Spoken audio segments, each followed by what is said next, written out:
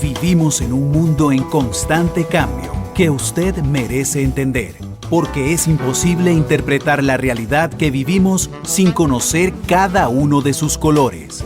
Porque muchos son los tonos de la actualidad. Presentamos Matices. Una producción de Noticias Monumental.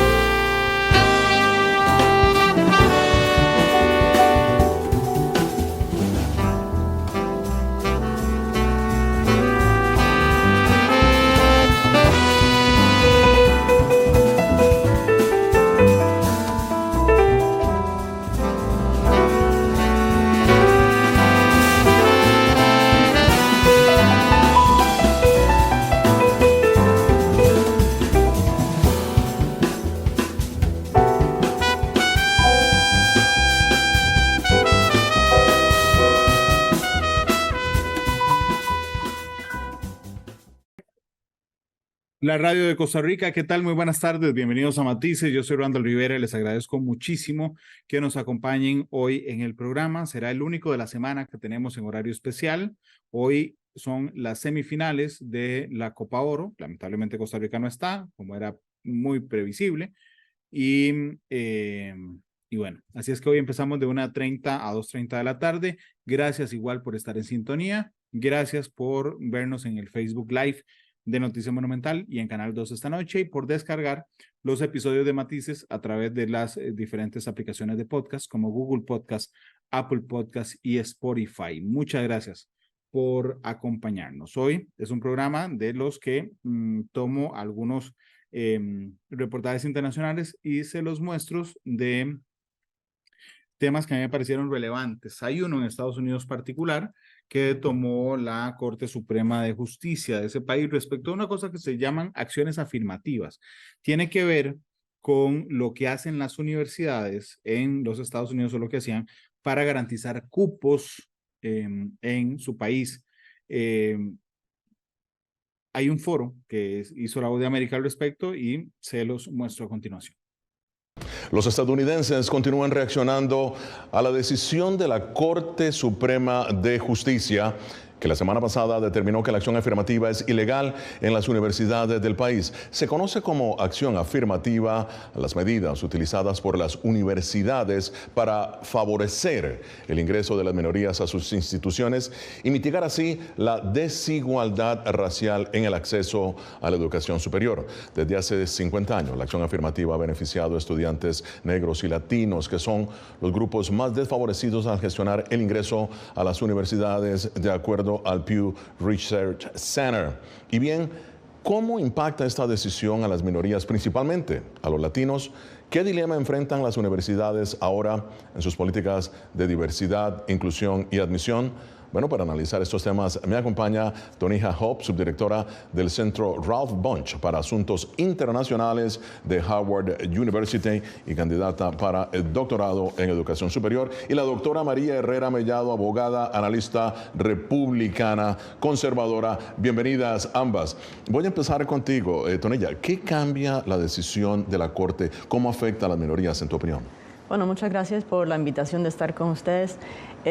Realmente cambia mucho, mucho de efecto la manera en que las universidades de los Estados Unidos seleccionan y matriculan estudiantes. Ya va a cambiar totalmente, porque todo el mundo va a tener miedo de que le van a demandar por algún tema relacionado a este caso. Entonces, todo ese proceso... Por algún tinte racial, dices tú. Si la universidad decide seleccionar entre con el mismo número a un blanco, a un hispano, tú estás diciendo que va a cambiar esto va a ir en contra del latino, de las minorías. Bueno, siempre va a haber como una pausa en los ojos de las universidades, porque van a tienen que actuar como si lo van a no pensar tienen. dos veces. Sí, así Te es. entiendo. Bueno, muy bien, María, bienvenida. Siempre un placer tenerte en Foro. Ahora, María, los conservadores han avalado la decisión de la Corte. Muy bien. ¿Cuál es el argumento contra acción afirmativa? Que, por cierto, las propias universidades insisten en que ha ayudado a latinos y afroestadounidenses a tener precisamente acceso a la educación superior.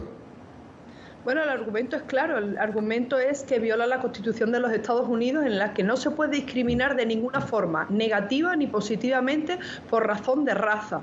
Efectivamente, la opinión del Tribunal Supremo de los Estados Unidos esclarece cómo se ha utilizado este criterio racial para discriminar, en el caso, por ejemplo, de los asiáticos americanos, que suelen sacar mejores puntajes en los exámenes de acceso a universidades de élite como Harvard, o a universidades inclusive públicas como Carolina del Norte, y que por el hecho de ser asiático se ha utilizado este concepto y este factor para hacer una serie de estereotipos y además discriminar negativamente. Los conservadores son defensores a ultranza de la Constitución de los Estados Unidos, y recordemos que la decisión que permitió el mantener la acción afirmativa decía dos cosas: que en algún momento tenía que acabar y que no se podía utilizar para efectos negativos, y esto no tenía fin. Por lo tanto, se ha apoyado que se ponga el fin ahora mismo. Ya. Bueno, ahora, Tonija, esto ha sido lo que se llama discriminación positiva, ¿no? La acción afirmativa, positiva en el sentido, de acuerdo al análisis legal, de que favorece a ciertas minorías. Pero, ¿cuál es el dilema que enfrentan ahora las universidades? Tú, que estás en la universidad, tú que eres subdirectora de este centro internacional, que enfrentan las universidades para asegurarse la igualdad o la equidad, si se quiere, de las personas que desean ingresar a la universidad de diferentes grupos étnicos. Bueno, mi universidad es distinta porque Howard University, donde yo trabajo, es una universidad históricamente negra. Correcto. Entonces, eso es un poco distinto. Pero la mayoría de las universidades, o sea, esto va a ser muy complicado, especialmente al principio, determinar cómo es que vamos a escoger y quiénes admitimos y quiénes no. Entonces, y tenemos el ejemplo de las universidades de California que hace años eliminaron acción afirmativa, pero al principio bajó mucho la diversidad en estas universidades. Entonces, vamos a tener que reconstruir una manera de establecer la equidad, no utilizando raza como como elemento principal. Bueno, yo no sé si en ningún momento fue el elemento principal, y eso es clave porque fue una parte de una decisión, o sea, muy comprensiva, pero no fue la parte principal de determinar quiénes aceptan y quiénes no. Tanto el presidente Biden como el presidente de la Corte Suprema han tenido argumentos diversos en eso, y de eso vamos a analizar más adelante. Pero, María, para muchos analistas, ahora las universidades tendrán más estudiantes blancos que cualquier política con tinte racial que podría exponerlos a una demanda. Tu opinión, por favor. Bueno, aquí tenemos a una colega que explica, por ejemplo, cómo en universidades donde la mayoría del alumnado es negro, pues en este caso no va a afectar o no va a haber una incursión de los alumnos blancos en universidades tradicionalmente negras. Tenemos el caso, por ejemplo, de la otra parte de Alabama. Pero yo creo que es importantísimo que tengamos en cuenta el contexto de esta sentencia del Tribunal Supremo, donde los afectados eran asiáticos americanos, cuyo puntaje es altísimo en todas las carreras de ciencias, ¿no? Estadística, matemática, y el acceso a las grandes universidades de élite de Estados Unidos les ha afectado. Entonces, yo apoyo en que no se debe favorecer a un estudiante simplemente por el hecho de la raza. Es verdad que había otros criterios, pero hay otros, hablando de lo que ha comentado aquí mi colega, el caso de California, cómo se ha utilizado, por ejemplo, el background, de dónde vienen estos estudiantes, si tienen ciertos obstáculos, si vienen de familias o de zonas de exclusión, para tener en cuenta otros factores. La raza no puede ser un factor determinante porque la historia de los Estados Unidos está clara de que el racismo y la segregación en los Estados Unidos, la sentencia del Tribunal Supremo ha marcado que ha sido un factor fatídico para la historia de nuestro país. Bueno, y este es Foro de la Voz de América, hoy analizando la declaración de la Corte Suprema de Estados Unidos que dictaminó que la raza ya no podrá ser un factor de selección en las admisiones universitarias. Continuamos en Foro de la Voz de América. La Corte Suprema de Justicia de Estados Unidos declaró la semana pasada la inconstitucionalidad en las admisiones universitarias basadas en la raza de una persona. La decisión pone fin a las llamadas políticas de acción afirmativa que han promovido la inclusión de grupos minoritarios. Continúa con nosotros Tonija Hope, directora del Centro Ralph Bunche para Asuntos Internacionales de Howard University, aquí en Washington, y la doctora María Herrera Mellado, abogada, analista republicano. Pero antes de continuar el debate, vamos a ver la reacción del presidente Joe Biden a la decisión de la Corte. No debemos dejar que esta decisión sea la última palabra. No debemos dejar que esta decisión sea la última palabra. Tonija, ¿tu opinión de lo que dijo el presidente? Pues no puede ser la última palabra. O sea, pero en la Corte Suprema de Justicia. Ahí. Ajá. Bueno, pero en algún momento ese corte va a cambiar. Entonces, esperamos a este momento para cambiar la sentencia del corte. Pero, mientras tanto, tenemos que estar trabajando para que no sea la última palabra en ese tema. Ya, o sea, ¿estás de acuerdo con lo que ha dicho el presidente? Sí. Bueno, ahora, María, por otro lado, esto fue también lo que dijo el presidente cuando se le preguntó si esta Corte Suprema, de mayoría conservadora, era una corte sin escrúpulos. Veamos. Esta no es una corte normal. ¿Tu opinión, María, sobre lo que dijo el presidente sobre la Corte Suprema? No es una corte normal.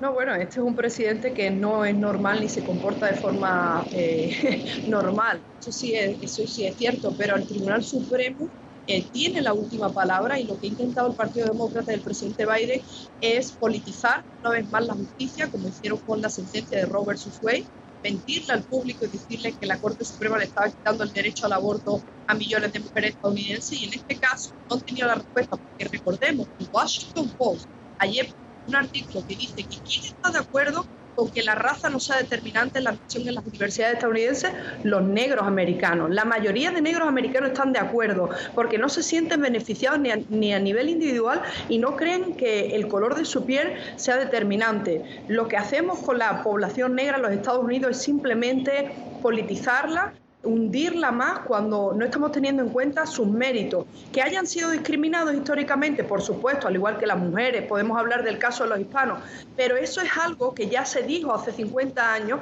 que tenía que acabar. Cuando se le da oportunidades y cuando aprobamos la Constitución de los Estados Unidos y juramos defender la Constitución y prometemos vivir en igualdad sin importar la religión, el estatus social, la raza o la opinión política, no podemos seguir utilizando este tipo de argumentos para dividir a la sociedad estadounidense, que más que nunca deberían unirse en cuanto a la aspiración a entrar en la universidad en base al mérito, no al color de tu piel. Tonija, ¿tu opinión? Bueno, pues primero, no estoy de acuerdo de que la mayoría de los afroamericanos, afrodescendientes de ese país están de acuerdo con esa decisión. Ya. Absolutamente eso no es cierto. Y además, si no vamos a tomar en cuenta la raza y que vamos a enfocarnos simplemente en mérito, entonces, ¿por qué tampoco nos quitaron favorecer hijos de alumni de esas universidades también? Que es una política que tiene Harvard. Esto se dejó tranquilamente. Y además de eso, excluyeron las instituciones, o sea, las academias, las universidades militares. Ya. Entonces, eso también es muy problemático. Entonces, ¿tú crees que hay decisión política en algún momento, en tu opinión, de esta corte? Sí. ¿O es puramente legal? No, ¿Tú crees que eso es muy político? Que ha sido político. Y que, sí, claro. Bueno, muy bien. Vamos a seguir poniendo el bisturí a este tema que afecta a muchísimos latinos y afecta también, obviamente, a muchos afrodescendientes. Pero esto es parte del argumento que el presidente de la Corte, John Roberts, emitió en su veredicto. Vean lo que dijo el presidente o el magistrado Roberts. Los programas de admisión de Harvard y la Universidad de Carolina del Norte no pueden conciliarse con las garantías de la cláusula de igual protección.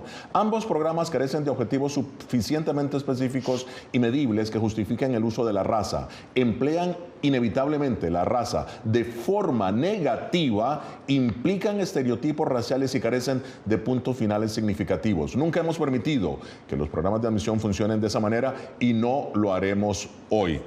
Bueno, un poquito largo y un poquito complicado de digerir tanto concepto, pero ¿crees que la acción afirmativa ha utilizado la raza, como lo ha asegurado el magistrado Roberts? Bueno, es parte de... Como elemento principal, sí, de acción para tener afirmativa. acceso a la educación superior, que es tan competitivo en Estados Unidos. Sí, pero como dije antes, no es la forma única de determinar si alguien debe entrar en universidad. Es parte de una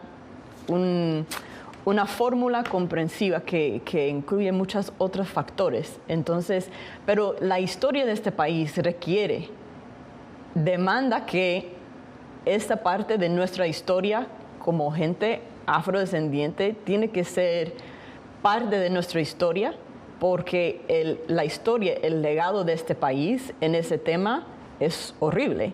Y por eso que tenemos universidades históricamente negras, porque había...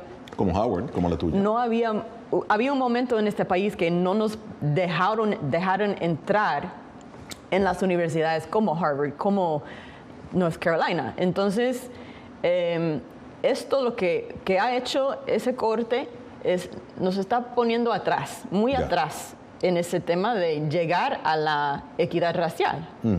Aunque quieren decir que no, que esto va a ayudar, eso está supremamente equivocado. Claro. Ahora, muy bien. María, ¿se ha utilizado la raza, crees tú, de forma negativa como el criterio en el ingreso a las universidades de Estados Unidos, crees tú?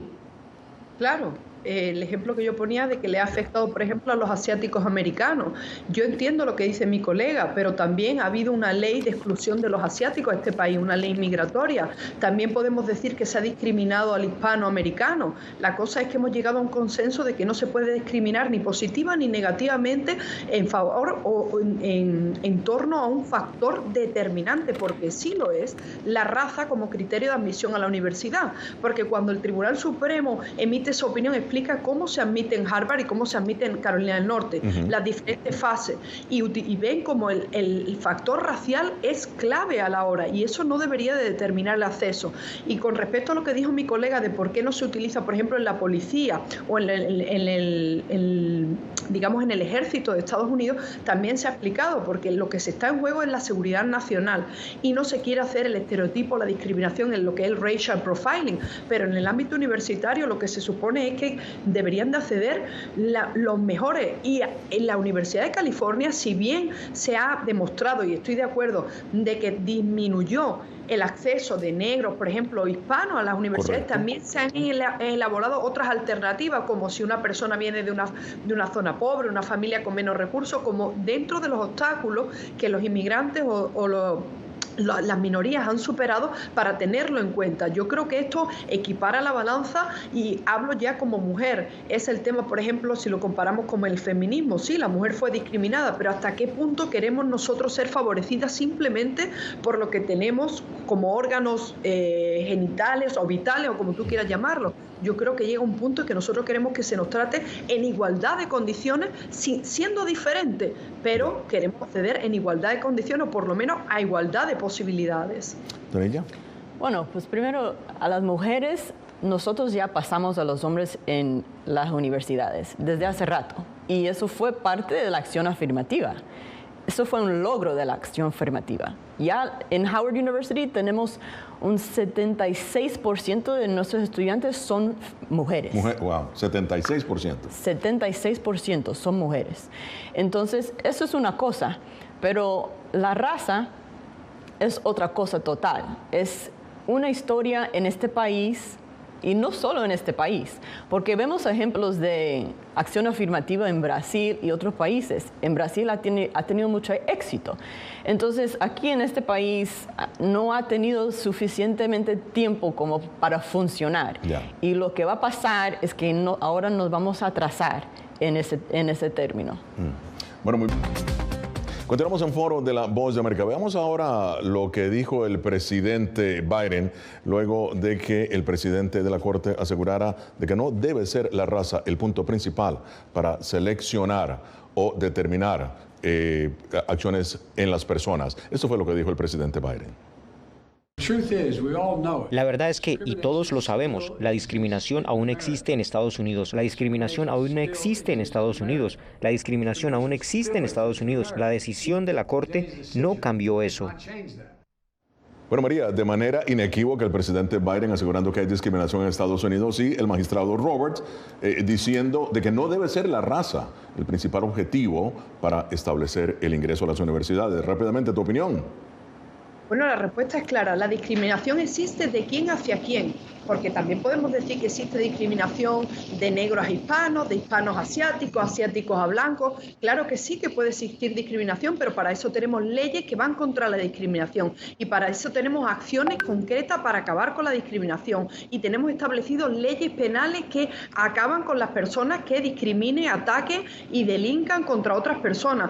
Pero eso no justifica el ataque a la separación de poderes y lo que ha hecho este presidente durante todo su mandato, que es mermar el Estado de Derecho, atacar a los jueces del Tribunal Supremo y hacernos convertirnos en una república bananera que se parece cada día más a la Venezuela de Maduro que a los Estados Unidos de América, que yo conozco y que yo vine y que yo inmigré teniendo un objetivo concreto, el sueño americano, porque desde que llegamos, negros, cubanos, haitianos, asiáticos, todos nos sentimos bien recibidos en este país y todos tenemos la posibilidad de prosperar y eso es lo que queremos que se siga defendiendo. Tonella, ¿tu opinión? Bueno, en teoría todos tenemos la posibilidad de prosperar, pero la realidad es que no todos tienen el mismo acceso a las oportunidades de prosperar y eso empieza desde hace generaciones y aunque uno llega ayer de Cuba o de Colombia y es afrodescendiente, no va a tener la misma oportunidad de prosperar que alguien que llega de Francia o de España, que es blanco. Entonces, eso es claro. Eso es la historia de este país y de muchos otros países de Latinoamérica. Ya. Y ya en la parte final de Foro de la Voz de América, bueno, un tema que en realidad da para muchísimo más. Pero bueno, María, te voy a pedir tus conclusiones, por favor. Bueno, mis conclusiones es que hay que defender la Constitución de este país, que no se puede decir que este es un país racista sistémicamente y para cerrar y contestar a mi colega es que sí, los cubanos, negros cubanos y haitianos sí son beneficiados por la ley de Estados Unidos. La ley de ajuste cubano les permite ser residente en un año. Los haitianos tienen el TPS, protección temporal, y no lo tienen los franceses y los españoles. Es decir, hay una historia de bienvenida, de acogida en este país y vivimos en el país más libre y más igualitario del mundo. Tonella, tu análisis. Bueno, yo no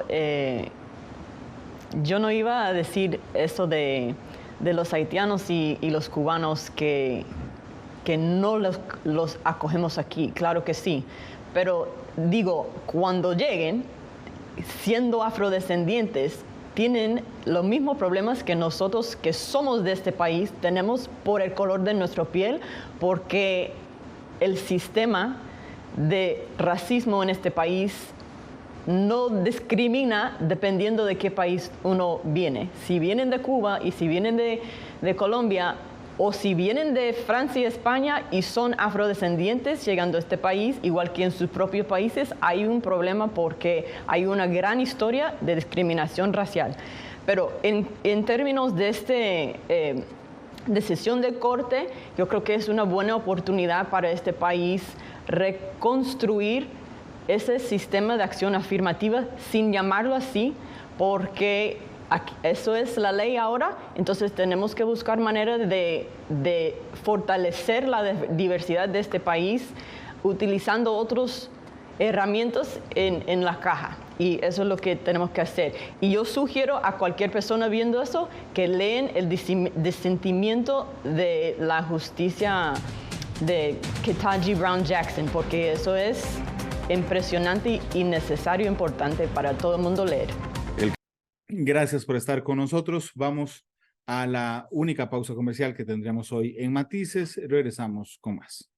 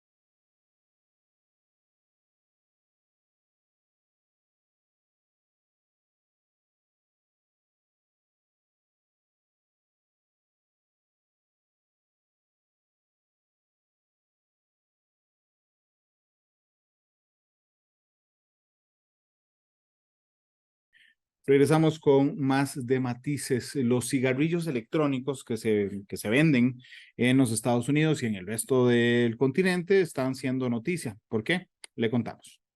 De riesgos, entre ellos el impacto que la nicotina tiene en el desarrollo del cerebro adolescente. Según el último reporte de los CDC, esto señala un incremento en los últimos 2 años en el consumo de los cigarrillos electrónicos. En el 2022, 11,3% de los estudiantes de secundaria aquí en Estados Unidos consumió cigarrillos electrónicos, lo que equivale a alrededor de 3 millones de adolescentes. Sobre este tema conversamos con la representante de la Secretaría del Convenio Marco de la OMS para el control del tabaco, y esto fue lo que nos dijo. Y lo que sí pasa es que la nicotina para el cerebro en desarrollo es muy dañina. Por lo tanto, justamente los que más están tomando estos productos, que son los adolescentes, son los que más se pueden ver dañados por el efecto de la nicotina en su cerebro. Ahora, Belén, ¿cuál es la sugerencia que lanza la Organización Mundial de la Salud, sobre todo para la población de adolescentes? Una de las medidas más efectivas son las regulaciones. De hecho, aquí en Estados Unidos, la Agencia Federal de Alimentos y Medicamentos de Estados Unidos, la FDA, impuso una serie de regulaciones a los cigarrillos electrónicos, lo que según el reporte de los CDC redundó en una reducción en el consumo de estos productos. Sin embargo, a medida que los hábitos de consumo cambian y se transforman, y estas industrias que producen estos cigarrillos electrónicos ajustan sus estrategias para precisamente hacer frente a estas regulaciones, los expertos señalan que es necesario actualizar estas normativas. Para algunos países va a ser más fácil utilizar el principio precautorio y prohibir estos productos en tanto no se sabe acerca de su seguridad, ¿ok? O otros países pueden decidir en regularlo, y pueden regularlo mediante diferentes medidas. Pueden regularlo como productos de tabaco, como productos farmacológicos, como productos de consumo popular. Lo importante y lo que no puede pasar es que los productos no estén regulados, porque si no pasa lo que está pasando en muchos países, que es que en una sociedad donde no hay ninguna regulación, los que más van a tomar estos productos son los jóvenes.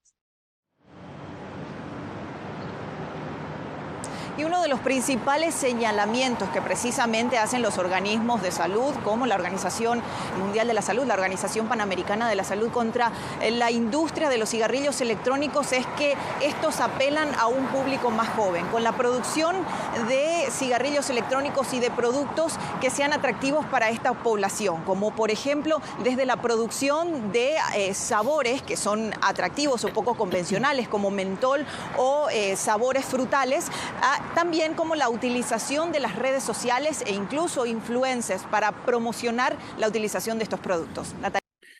Bien, hablemos ahora de los colegas, de los periodistas, pero no aquí en Costa Rica, por dicha, no tenemos esta situación, sino de los periodistas que cubren en zonas de riesgo, en zonas de guerra, y la salud mental de esos colegas. Se hizo un estudio muy interesante y estas son las conclusiones.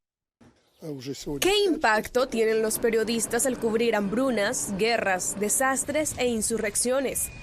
Esa es la pregunta que Anthony Feinstein se propuso encontrar. Durante los últimos 23 años, el profesor de psiquiatría de la Universidad de Toronto ha acumulado una base de datos de encuestas a más de 1.100 periodistas, comparando los resultados de los reporteros que trabajaban en primera línea con los que cubren temas menos traumáticos. Su estudio, Predictores de Angustia Psicológica en Periodistas de Primera Línea, encuentra que las mujeres periodistas pueden verse afectadas en mayor medida porque son más vulnerables a actos violentos. Se puede ver más depresión en mujeres periodistas que en hombres. Es un hallazgo muy consistente, independientemente del país que miramos, y es algo que trasciende el país, trasciende la cultura. Las mujeres periodistas corren más riesgo. El trastorno de estrés postraumático, o PTSD, fue reconocido por primera vez por la Asociación Estadounidense de Psiquiatría en 1980, pero las salas de redacción de todo el mundo han tardado en reconocer cómo afecta a los reporteros. Hannah Storm es la fundadora de Headlines Network, una organización que brinda a las salas de redacción apoyo y capacitación en salud mental. Ella dice que el reconocimiento del problema es importante. Hay más conciencia en las redacciones de que necesitamos abordar y admitir y normalizar conversaciones sobre salud mental y el impacto de nuestro trabajo sobre nosotros. Y el impacto psicológico no se limita a aquellos que cubren zonas de guerra. En muchos países, los periodistas arriesgan su vida por investigar la corrupción, el crimen organizado, violaciones de derechos humanos o determinadas cuestiones políticas o medioambientales. Bueno, uno a veces se pregunta, ¿tampoco nos van a asesinar a todos? O sea, nos van a desaparecer a todos. Y pues, lamentablemente pues pareciera que esa es la idea. Tiene que pensar si realmente quiere seguir aquí, si vale la pena seguir aquí. Y lo más importante, si esto va a parar, ¿no? Según Audrey Azoulay, directora general de la UNESCO, brindar seguridad a los periodistas es labor de todos. Esto le debería preocupar a toda la sociedad, incluidos los gobiernos, que deben ayudar con estos mecanismos de protección, pero también a la ciudadanía, que debe movilizarse para entender que esa libertad de los periodistas es suya, la posibilidad de tener acceso a una información justa e independiente. Catherine Rivera, Voz de América, Washington.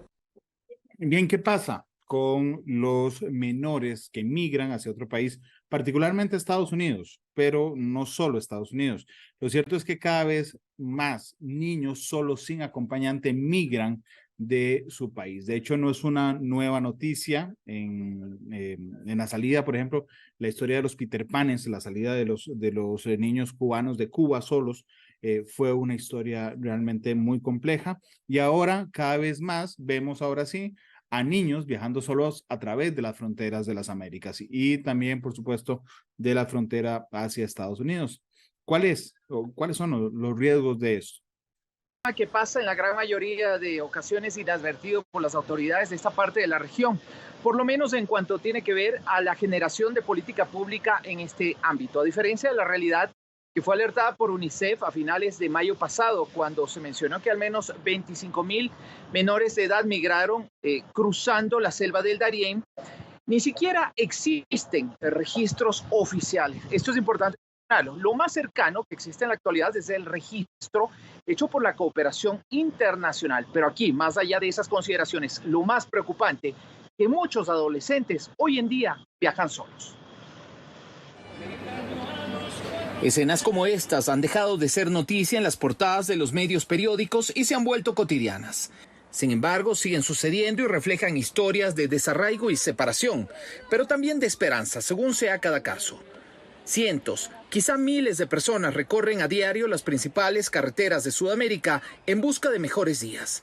Y como parte de esa problemática crece otro fenómeno que no cuenta con estadísticas oficiales. Son niños, niñas, adolescentes entre 15 y 17 años que salen de Venezuela con el propósito de, en un alto porcentaje, de proveer recursos para vivir ellos y enviar a sus familias aún en Venezuela. María Fernanda Becerra lidera la iniciativa Esperanza Sin Fronteras de la organización humanitaria World Vision, mediante la cual intenta fortalecer las capacidades de la población en movilidad. Se identifica es la necesidad de encontrar alternativas que desde ellos les permitan estabilizarse emocionalmente, pero también que les permitan acceder a servicios sociales. Desde el sur de Colombia, la organización alerta sobre los principales riesgos a los que se exponen los menores de edad que viajan solos y que ven en la ruta un lugar habitable.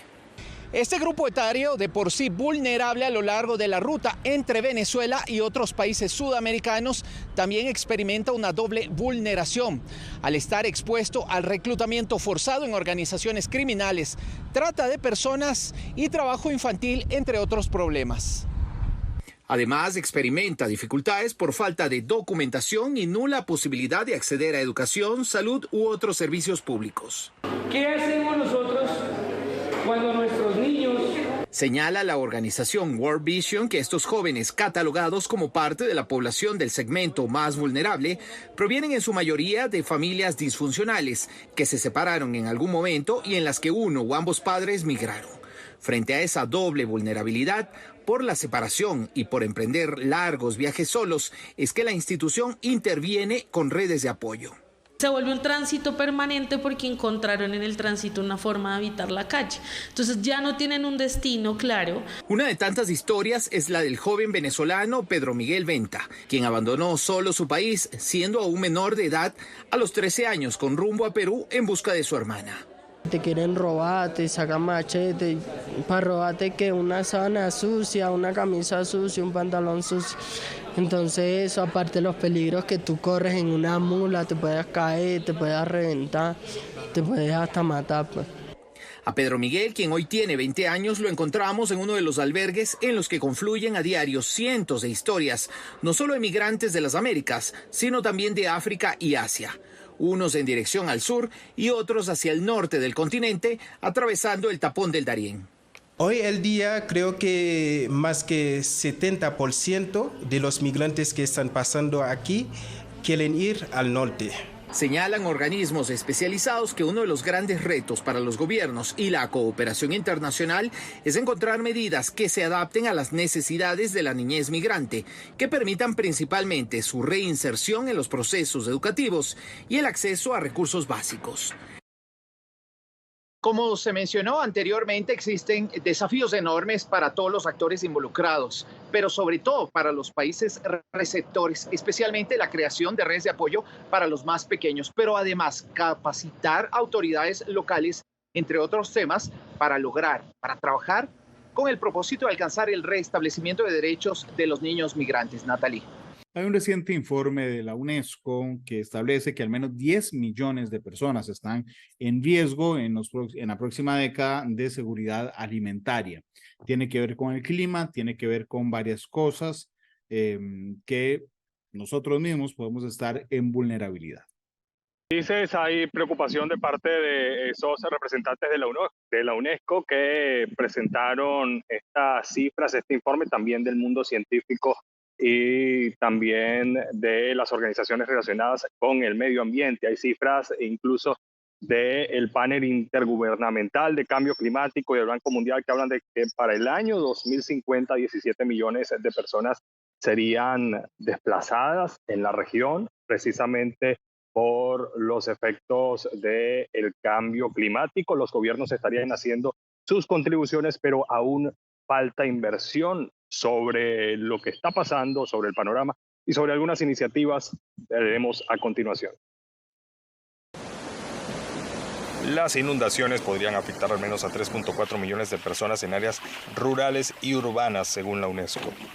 Otras 6.4 millones de personas serían susceptibles a deslizamientos de tierra en países como México, Guatemala, Honduras, Ecuador, Chile, Argentina, Brasil y San Cristóbal y Nieves. Estamos viendo, de acuerdo con los modelos y escenarios, que va a haber probablemente impactos muy fuertes, no solamente en la biodiversidad o el agua o la producción agrícola, sino también en las áreas urbanas. Y desgraciadamente los más vulnerables serán los más impactados. Y ese impacto también es multidimensional, alcanzando incluso temas sanitarios. Al menos es la percepción que tiene el mundo científico. La malaria en Estados Unidos, las emergencias por dengue en Perú y Argentina serían influenciadas por la expansión del territorio de agentes patógenos. La exacerbación de plagas que afectan el sector agrícola también impacta. Mientras tanto, el mundo científico en la región espera mayor inversión para ofrecer soluciones sostenibles realistas. Sin una inversión adecuada en investigación y desarrollo no lo vamos a lograr. Panamá no es uno de los países que más invierte. Nos ha tocado priorizar y hacerlo importante, pero si tuviéramos más recursos creo que pudiéramos lograr hacer más cosas. Y otra cosa importante, colaborar. Nosotros somos vecinos de dos grandes países como son Colombia y Costa Rica, y creo que juntos con los otros países de Centroamérica y el Caribe podemos hacer más si realmente pasamos del discurso a la acción. Pero la acción en la lucha contra los gases de efecto invernadero también requiere tareas como identificar sitios vitales para la naturaleza. Es lo que hace una comunidad científica en Panamá para proteger el Matusaragatí, el humedal más grande del país, ahora mismo amenazado por la agricultura. Si perdemos la cobertura boscosa y deforestamos y degradamos los bosques, no vamos a poder mitigar estos efectos. Si seguimos deforestando, estos efectos van a acrecentarse. Si seguimos utilizando más el uso de combustibles fósiles, los efectos van a acrecentarse más. Pero la mitigación y la adaptación al cambio climático se pueden lograr también en las ciudades. Urbanismos verdes y azules, como los que se desarrollan en Sao Paulo, Brasil. Soluciones basadas en la naturaleza y que permiten no solo el uso sostenible de recursos, sino más salud para la población. Necesitamos obtener más evidencias científicas que nos ayuden a comprender por qué la solución con base en la naturaleza podría ser mejor que la infraestructura gris y qué tipo de beneficios colaterales puede traer cuando es implementada. Según expertos, hay dos aspectos importantes en el desarrollo de innovaciones de acciones sostenibles con el medio ambiente y se basan tanto en el compromiso de los gobiernos de la región como en la participación ciudadana. Y según estos expertos, también el cuidado y la restauración de los bosques es importante para... La bicicleta es por supuesto, un medio de transporte, también una forma de hacer ejercicio. Y hay un país en las Américas que está promocionando esto en su capital, es Venezuela. En Caracas se lo está haciendo. Veamos qué tal la experiencia. Apenas 19 kilómetros de ciclovías conectan el área metropolitana de Caracas, según datos oficiales.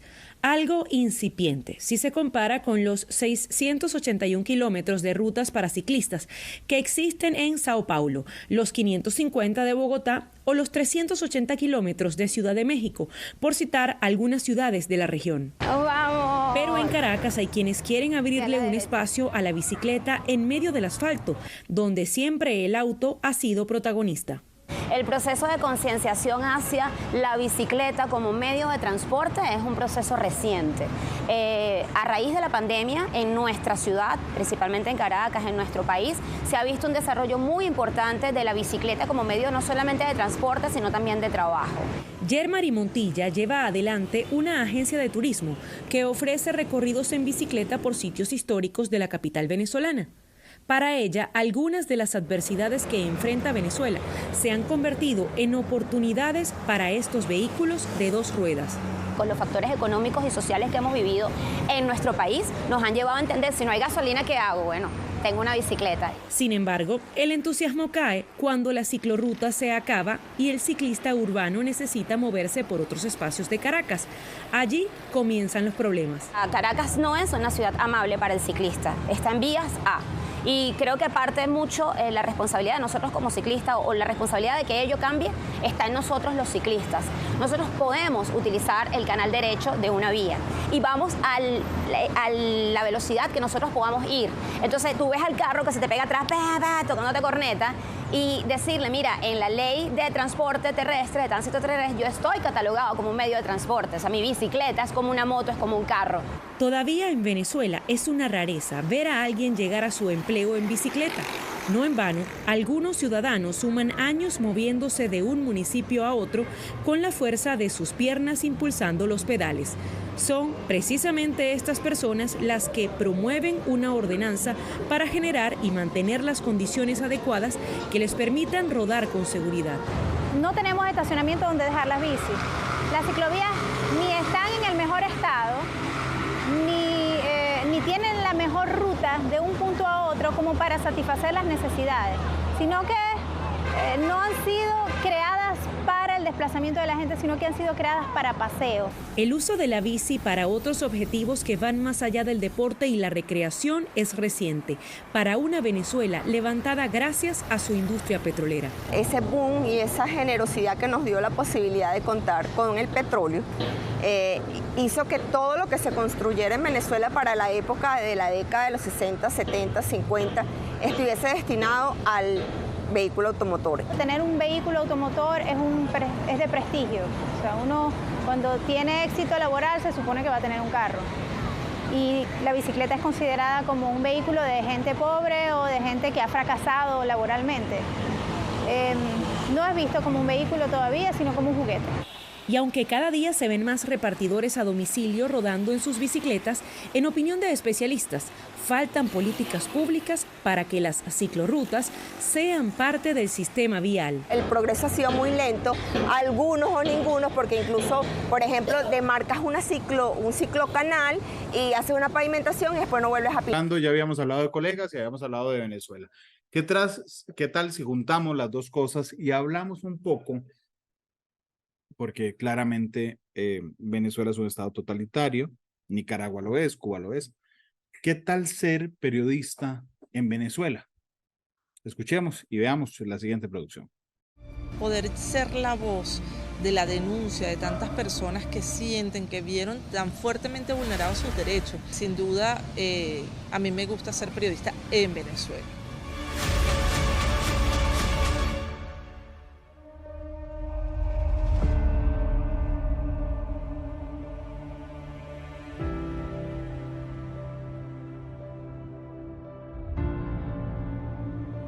Mi nombre es Beatriz Adrián, tengo 23 años de carrera. En 1998 comencé como reportera en Globovisión, justamente cuando ascendió al poder Hugo Chávez Frías. Juro delante de mi pueblo que sobre esta... Sí, por supuesto, muchísimas cosas han pasado en el trayecto. Hice una especialización en responsabilidad social empresarial y también en el Sistema Interamericano de Derechos Humanos. He trabajado en distintos campos dentro de la televisión, también en la radio y en prensa escrita. Muchas organizaciones sociales se reúnen en esta fecha para llevar un momento de alegría a estas comunidades. Bueno, yo siempre he dicho que soy una defensora de la justicia, de los derechos humanos.